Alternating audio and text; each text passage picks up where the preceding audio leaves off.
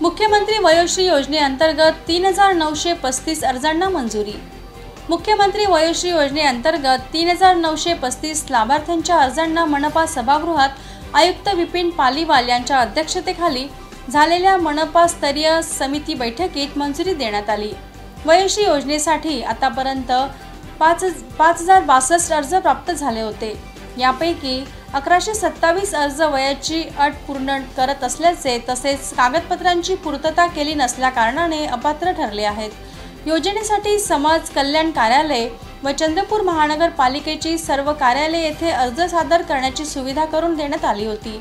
त्याचप्रमाणे ऑनलाईन अर्ज भरण्याची सुविधा तसेच वयोवृद्ध नागरिकांच्या सुविधेसाठी ज्येष्ठ नागरिक मंच यांच्या ठिकाणी जाऊन विविध शिबिरे घेऊन लाभार्थ्यांची नोंदणी करण्यात आली होती।